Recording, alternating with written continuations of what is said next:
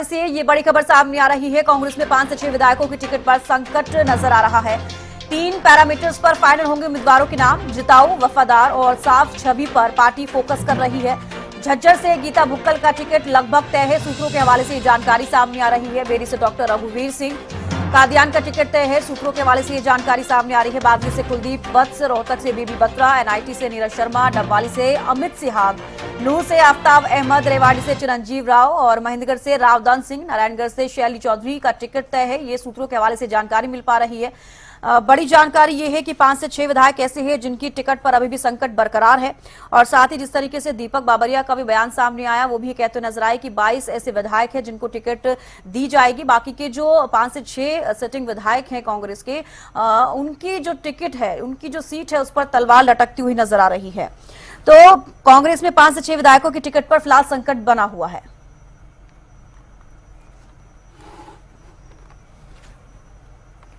News room से ज्योति Sangwan news editor हमारे साथ लाइव जुड़ चुकी हैं। ज्योति, सबसे पहले मैं जिक्र करना चाहूंगी कि जिस तरीके से दीपक बाबरिया का भी बयान सामने आया है कि 22 सिटिंग विधायक ऐसे हैं जिनको टिकट दी गई है और बाकी के जो 5 से 6 एमएलए की हम बात करेंगे, उनकी जो टिकट है उस पर तलवार लटकती हुई नजर आ रही है।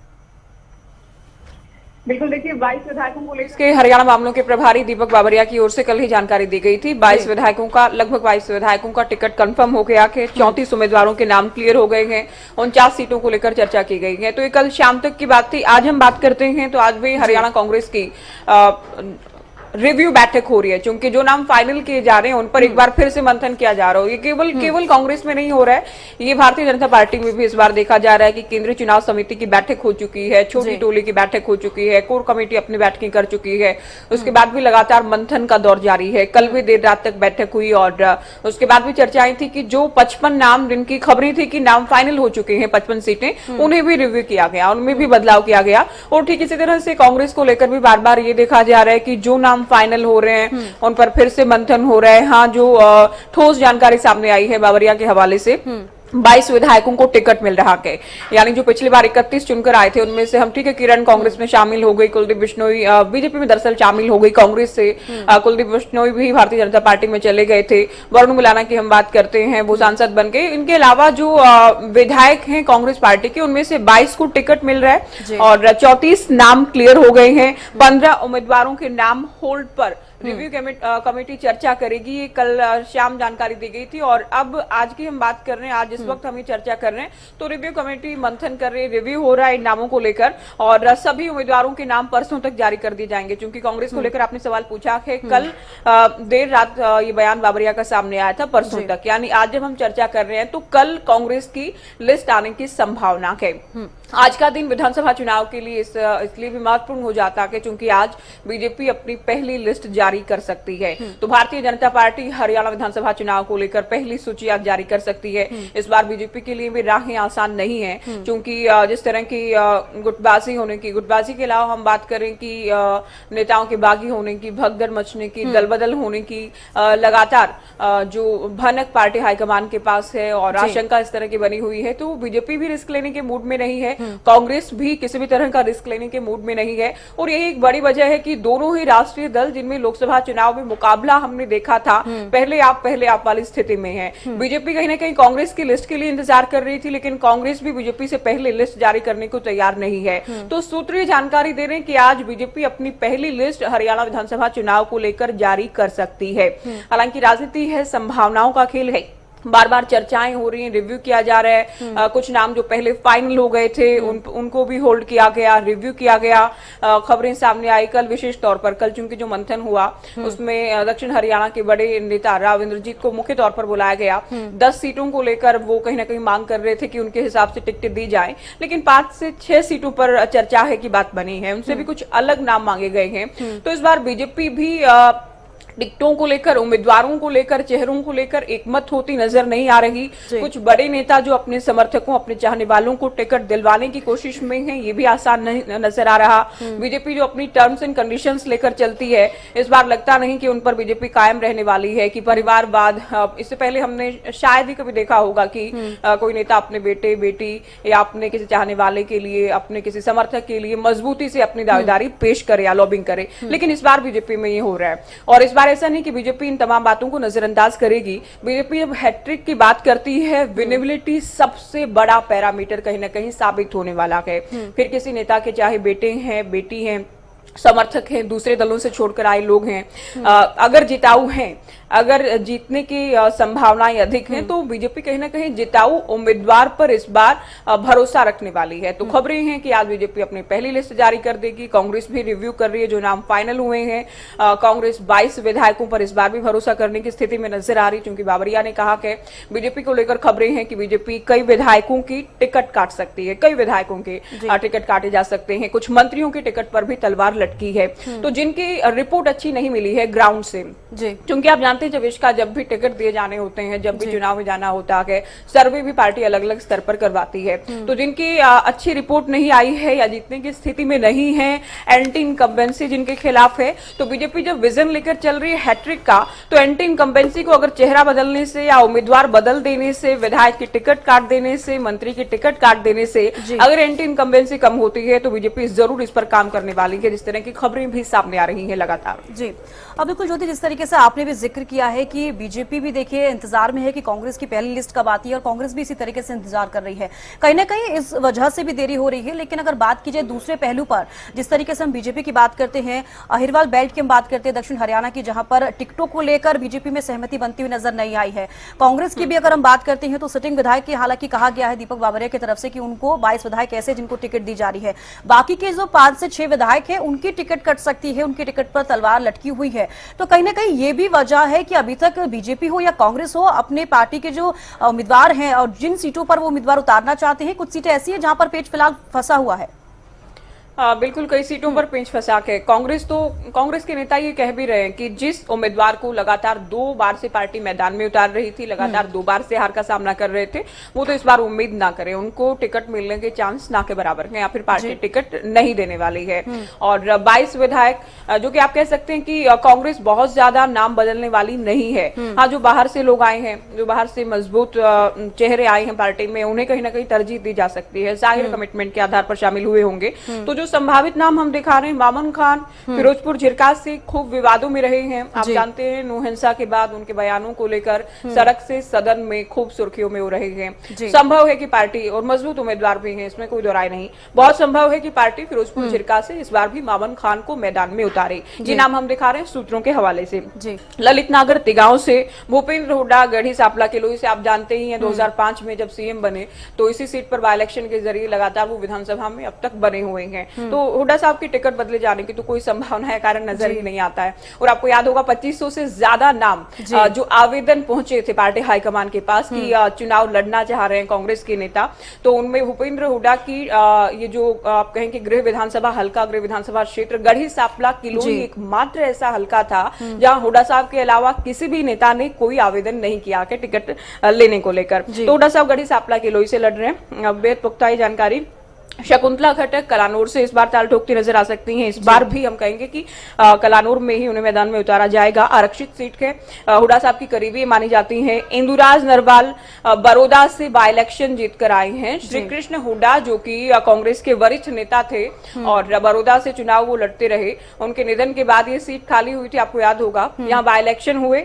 इंदुराज नरवाल जो कि भूपेंद्र हुड्डा के साथ साथ खास तौर पर दीपेंद्र हुड्डा के बेहद करीबी माने जाते हैं। दीपेंद्र हुड्डा को अपना भाई बताते हैं, बहुत बार उनके साथ नजर आते हैं। तो इंदुराज नरवाल को इस बार भी पार्टी बड़ौदा से मैदान में उतारेगी। इस राना की हम बात करते हैं, बलबीर वाल्मीकि, ये भी हुड्डा साहब के खेमे के हैं, इनका ये भी आरक्षित सीट है और इस बार वाल्मीकि को ही पार्टी कहीं ना कहीं टिकट देने जा रही है। मेवा सिंह लाडवा से पिछली बार बीजेपी के पवन सैनी को हराकर इन्होंने चुनाव जीता। लाडवा सीट की जब आप बात करते हैं 2008 के परिसीमन के बाद ये अस्तित्व में आई है। 2009 में इनेलो ने चुनाव जीता, 2014 में भारतीय जनता पार्टी ने यहां से जीत हासिल की थी। 2019 में लाडवा से मेवा सिंह पवन सिंह को मात देते हुए, पवन सैनी को दरअसल मात देते हुए मेवा सिंह विधानसभा पहुंचे थे। और इस बार हालांकि दूसरे नेताओं की ओर से भी कहीं ना कहीं यहां से आवेदन किया गया है टिकट के लिए, खूब लॉबिंग की गई है। अलग अलग खेमों के नेता अपने अपने नेताओं के जरिए टिकट लेने का प्रयास कर रहे हैं, लेकिन खबरें हैं कि मेवा सिंह का टिकट इस बार भी कंफर्म है। हालांकि बार बार हम रिपीट कर रहे हैं, राजनीति है, संभावनाओं का खेल है, लास्ट मिनट पे भी चीजें चेंज हो जाती हैं।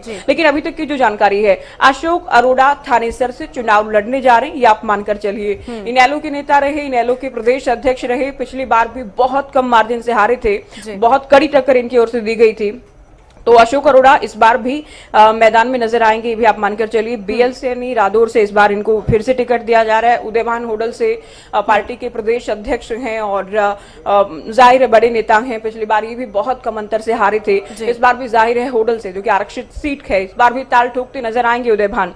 5 से 6 विधायकों को लेकर संकट की खबरें सामने आ रही हैं, जो कि हम दिखा भी रहे हैं चविष्का लगातार हमारे दर्शकों को 3 फॉर्मूले पूरे होने के बाद, या हम कह लें कि 3 पैरामीटर्स ऐसे हैं जिन पर अगर कोई चेहरा खरा उतरता है तो उसे मैदान में उतारा जाएगा। जीतने के चांस, जिसे हम कहें कि सर्वे रिपोर्ट, चूंकि इंटरनल सर्वे या पार्टी ने कहीं ना कहीं ग्राउंड से फीडबैक लिया है, फीडबैक में जो चेहरा जो नेता आगे नजर आ रहा है उसको तरजीह दी जाएगी, प्राथमिकता दी जाएगी, जिसे हम विनेबिलिटी भी कह सकते हैं कि जिताऊ होने के चांसेस कितने हैं। ये दोनों ही दलों के लिए बेहद अहम रहने वाला है।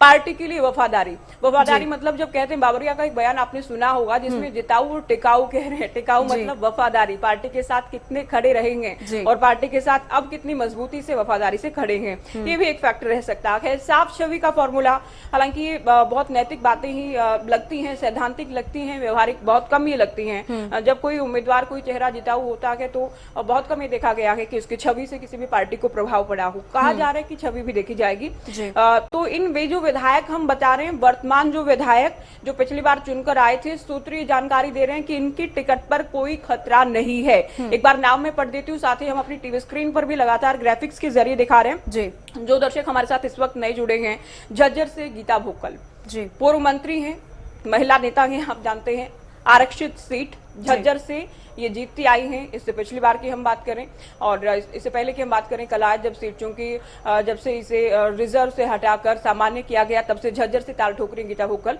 भूपेंद्र हुड्डा की करीबी मानी जाती हैं, काफी एग्रेसिव और काफी एक्टिव नजर आती हैं पार्टी के मुद्दों को लेकर भी और सरकार के खिलाफ मुद्दे बनाने को लेकर भी। तो कोई वजह नहीं है कि इनका टिकट कटे। भोकल इस बार भी झज्जर से चुनाव लड़ती नजर आएंगी। बेरी से डॉक्टर रघुवीर सिंह कादियान पार्टी के वरिष्ठ नेता हैं और बार बार ये चुनाव जीतते आए हैं। शुरुआत हालांकि इनकी ओर से लोकदल से की गई थी और लगातार ये जीत हासिल कर रहे हैं। तो रघुवीर सिंह कादियान जो कि बड़े नेता हैं पार्टी के, ये भी जाहिर है हुड्डा गुट के माने जाते हैं। झज्जर की बेरी सीट से इस बार इनका टिकट कंफर्म माना जा रहा है। बादली से कुलदीप वत्स, ये भी भूपेंद्र हुड्डा। क्योंकि आप बात करते हैं रोहतक, झज्जर, सोनीपत जो कि हुड्डा के गढ़ के जिले माने जाते हैं, हुड्डा यहाँ एक तरफा मजबूत माने जाते हैं और पिछली बार की टिकट आवंटन में भी हमने देखा था आसपास के जिलों में कम से कम भूपेंद्र हुड्डा को फ्री हैंड मिला था। तो इस बार भी इस तरह की तस्वीर देखी जाएगी। रोहतक सीट से बीबी बत्रा पिछली बार जीत कर आए हैं, उससे पिछली बार हालांकि मनीष ग्रोवर से हारे थे, लेकिन इस बार भी इनका टिकट तय माना जा रहा है। फरीदाबाद एनआईटी से नीरज शर्मा ये ब्राह्मण समुदाय से आते हैं और काफी एक्टिव ये भी रहे हैं, सदन से लेकर सड़क तक सरकार को घेरने में कई अपने बयानों को लेकर सुर्खियों और विवादों में भी रहे हैं। तो नीरज शर्मा की टिकट लगभग तय मानी जा रही है।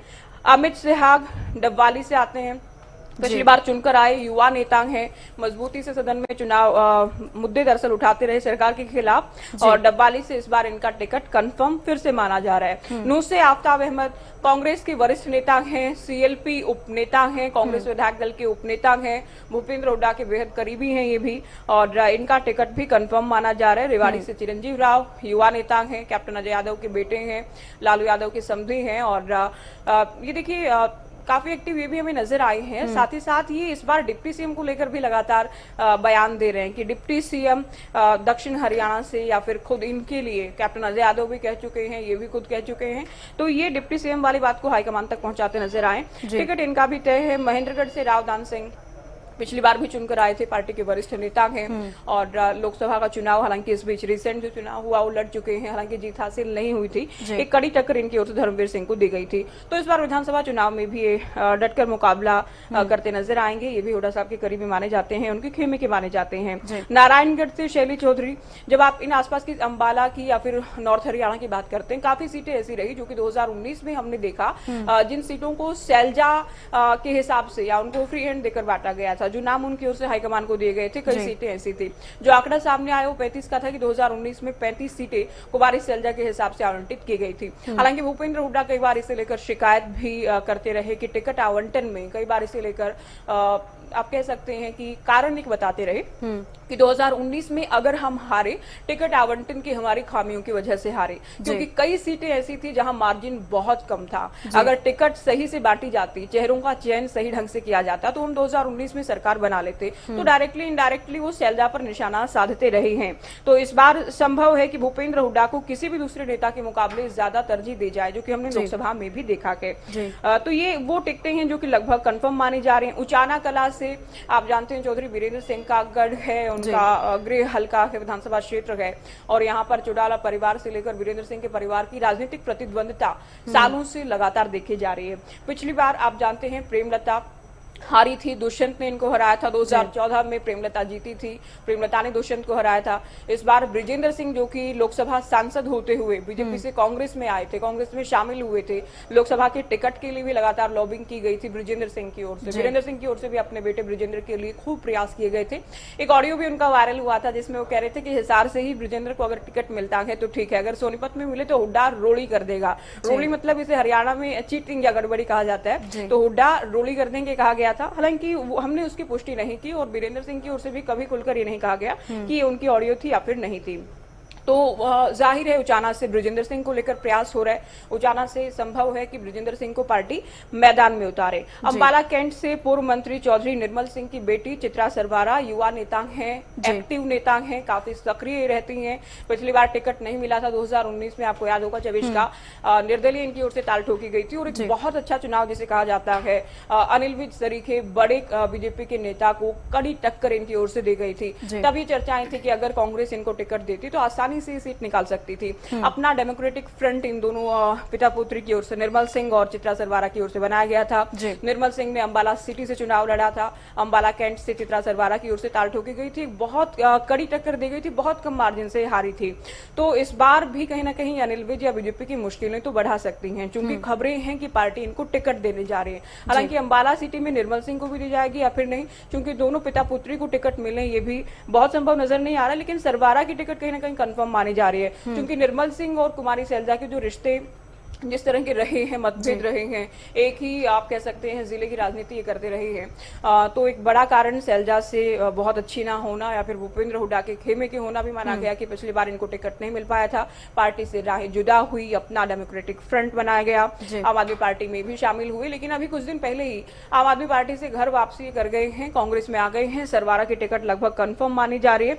और बढ़कर की हम बात करते हैं पूर्व मंत्री महेंद्र प्रताप जिन्होंने अभी फरीदाबाद से लोकसभा चुनाव भी लड़ा है, उनके बेटे जो कि पिछली बार भी चुनावी मैदान में थे, विजय प्रताप सिंह की टिकट कंफर्म मानी जा रही है।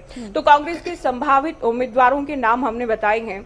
इनके अलावा कालका से प्रदीप चौधरी की टिकट भी लगभग कंफर्म मानी जा रही है। लोहारू से राजवीर सिंह फरटिया हैं, इनकी टिकट कंफर्म मानी जा रही है।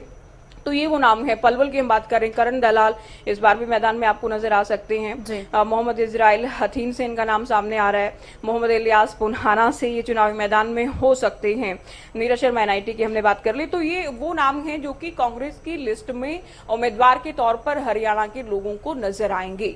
तो हमारे सूत्र ये जानकारी दे रहे हैं और साथ ही बयान भी सामने आ चुका है कि दीपक बाबरिया का 22 विधायकों के टिकट नहीं कट रहे हैं। देखने वाली बात यह है कि जो लिस्ट हम दिखा रहे हैं सूत्रों के हवाले से, क्योंकि अब भी लगातार आप देखेंगे खास तौर पर भूपेंद्र हुड्डा के आवास पर नेताओं का तांता लगा के अपने टिकट के लिए प्रयास किए जा रहे, बनाने का प्रयास हो रहा है। तो क्या कोई बदलाव इसमें, तब्दीली इसमें होती है या फिर नहीं? साथ ही सवाल ये भी है कि कब तक कांग्रेस की लिस्ट आती है। कल की, आज हम बात कर रहे हैं 3 तारीख को, 4 तारीख को लेकर बिल्कुल जो एक अपडेट आया है कि शाहबाद से अगर हम बात करें तो रामकरण काला का नाम जो है लगभग तय हो गया है। हालांकि सूत्रों के हवाले से ये जानकारी सामने आ रही है। देखिए रामकरण काला जो कि पिछली बार भी कांग्रेस के टिकट के लिए प्रयास कर रहे थे, कांग्रेस की लिस्ट आ गई थी, काला का नाम लिस्ट में नहीं था। ये रातों रात जननायक जनता पार्टी में शामिल हो जाते हैं। जेजेपी जो कि शाहबाद से अपने उम्मीदवार का नाम फाइनल कर चुकी थी, लिस्ट भी जारी कर चुकी थी, लेकिन जैसे ही जननायक जनता पार्टी में शामिल हुए, रामकरण काला को उम्मीदवार के तौर पर जेजेपी ने पेश किया, अपने उम्मीदवार को बदलते हुए। रामकरण काला जीतकर भी विधानसभा पहुंचे, तो जेजेपी के टिकट पर ये जीतकर आए थे। जेजेपी में तब शामिल हुए थे जब पिछली बार काला को कांग्रेस ने टिकट नहीं दिया था। अब कुछ दिन पहले ही ये कांग्रेस में शामिल हुए हैं। बार बार ये दावा कर रहे थे कि इस बार हरियाणा में कांग्रेस सरकार आने वाली है, इस बार भूपेंद्र हुड्डा सीएम होंगे, तो इसमें कोई दोराय नहीं है कि रामकरण काला एक मजबूत दावेदार शाहबाद से इस बार भी हैं और कहीं ना कहीं टिकट की कंफर्मेशन या कमिटमेंट के बाद ही कांग्रेस में शामिल हुए होंगे। तो खबर हमारे सूत्र ये दे रहे हैं, जानकारी हमारे सूत्र ये दे रहे हैं कि रामकरण काला शाहबाद से कांग्रेस के उम्मीदवार हो सकते हैं। कृष्ण बेदी जो कि पूर्व में मंत्री भी रहे हैं, 2014 की हम बात करें, 2014 में भी हालांकि बहुत बड़े मार्जिन से नहीं जीते थे, 2019 में जिन्हें रामकरण काला के हाथों मिली थी, तो संभव है कि बीजेपी इस बार भी उन्हें मैदान में उतारे। तो मुकाबला कृष्ण बेदी और रामकरण काला के बीच देखा जा सकता है। काला कांग्रेस के उम्मीदवार हो सकते हैं। अब बिल्कुल ज्योति, जिस तरीके से आप भी जिक्र कर रहे हैं और हम भी लगातार बता रहे हैं कि 34 जो विधायक है, 34 नाम जो कांग्रेस की तरफ से सामने आए थे और 49 पर देखिए बातचीत पूरी हो पाई है, 15 सीटें फिलहाल अभी भी बची हैं। लेकिन 34 का अगर हम जिक्र कर रहे हैं, 22 विधायक हैं जो सिटिंग विधायक है कांग्रेस के, और कांग्रेस उन्हीं पर फिर से दाव खेलना चाह रही है। तो कहीं ना कहीं कोई रिस्क इस बार कांग्रेस लेना नहीं चाह रही है। वो सोच रही है कि अगर 28 सिटिंग विधायक थे तो जिस तरीके से 3 पैरामीटर्स का फिलहाल जिक्र करते नजर आ रहे हैं, वफादारी को देखा जा रहा है और साथ ही साथ और भी कई अन्य ऐसी चीजें हैं जिनको देखा जा रहा है, जैसे कि आपने भी जिक्र किया, ट्रस्ट बहुत जरूरी हो जाता है। तो ऐसे में नए चेहरों को लेकर बीजेपी और जिस तरीके से कांग्रेस भी सोच रही है, कांग्रेस लगातार ये सोच रही है कि 22 विधायक जो सिटिंग विधायक अगर उन्हें टिकट दी जाती तो कहीं ना कहीं उनकी जो नंबर ऑफ गेम है वो बढ़ सकता है इस बार विधानसभा चुनाव में। हाँ देखिए, कांग्रेस मजबूत स्थिति में है, इसमें कोई दोराय नहीं कि कांग्रेस इस वक्त, आज जब हम ये चर्चा कर रहे हैं, सबसे मजबूत स्थिति में है। सबसे मजबूत मैं इसलिए कह रही हूँ क्योंकि बीजेपी 2 बार से सत्ता में है। 2014 में पहली बार था, अपने बूते क्या सरकार में बहुमत से बीजेपी आई थी। 2019 में ये भी पहली बार था, भले ही गठबंधन में थी लेकिन बीजेपी ने रिपीट किया था। बीजेपी ये भी पहली बार करने जा रही है कि अगर हम जीत हासिल करें तो हैट्रिक बनाए, जो कि हरियाणा राजनीति के इतिहास में अपने आप में एक रिकॉर्ड होगा। लेकिन कांग्रेस की जब मैं बात कर रही हूँ कि मजबूत स्थिति में है, क्योंकि 10 साल का सत्ता का सूखा है, बीजेपी को एंटी इनकम्बेंसी झेलनी पड़ रही, कांग्रेस के सामने ऐसा कुछ भी नहीं है। जनता कहीं ना कहीं हरियाणा के वोटर्स के मिजाज की हम बात करें तो बदलाव, कांग्रेस को जिस बात से उम्मीद है कि जनता बदलाव चाहती है, जनता खुद ही बदलाव के लिए वोट करने वाली है, बीजेपी को एंटी इनकम्बेंसी की मार झेलनी पड़ेगी। और जो कांग्रेस के विधायक जिन्हें टिकट मिलने जा रहा है, उनकी टिकट काटने के लिए कोई बड़ी प्रमुख वजह नहीं है। पार्टी को वही अपने अपने विधानसभा क्षेत्रों में मजबूत चेहरे और उम्मीदवार के तौर पर नजर आ रहे हैं। तो 22 वो सीटें हो सकती हैं जहां पर विधायकों को ही टिकट दिया जाए जो लगातार 2 बार से हार रहे हैं या जिन पर कोई आरोप है। चूंकि अभी हम बात कर रहे थे धर्म सिंह छोकर की, वो भी मुलाकात के लिए पहुंचे हैं। चूंकि ईडी उनके खिलाफ जांच कर रही है, तो कहीं ना कहीं उनकी टिकट, समालखा से जब हम बात करते हैं तो उनकी टिकट खतरे में है। देखना ये है क्या बात बनती है, क्या बात नहीं बन पाती है। तो कांग्रेस मजबूत स्थिति में नजर आ रही है। कांग्रेस के जो उम्मीदवार हैं, विधायकों के ज्यादा टिकट कटने की संभावना नहीं है। बीजेपी की इसलिए भी संभावना है क्योंकि बीजेपी को एंटी इनकम्बेंसी से भी पार पाना है। अगर कांग्रेस के जो जिताऊ चेहरे हैं जिन्हें कांग्रेस टिकट नहीं देती है, भारतीय जनता पार्टी की पैनी नजर है कि अगर वो बीजेपी में शामिल होते हैं तो बीजेपी उन्हें भी उम्मीदवार के तौर पर पेश कर सकती है। अब बिल्कुल ज्योति, देखिए संभावित नाम लगातार हम दिखा रहे हैं। अब देखने वाली बात होगी जब लिस्ट सामने आएगी, चाहे वो बीजेपी की हो कांग्रेस की, तब देखने वाली बात होगी कि किनको उम्मीदवार घोषित किया गया है और किस सीट से। फिलहाल के लिए बेहद शुक्रिया हमारे साथ जुड़ने के लिए और बातचीत करने के लिए। तो देखिए लगातार हम आपको बता रहे हैं, जिताऊ, वफादार और साफ छवि पर पार्टी का लगातार फोकस है कांग्रेस की तरफ से। ये 3 पैरामीटर्स है जिस पर वो ध्यान दे रही है और सीधे तौर पर अभी जो हम जिक्र कर रहे थे 49 सीटों पर फिलहाल चर्चा हुई है, जिसमें से कि 34 नामों पर सहमति बनी है और उसके अलावा हम बात की जाए तो उसमें 22 नाम ऐसे शामिल हैं जो कि सिटिंग विधायक है कांग्रेस के।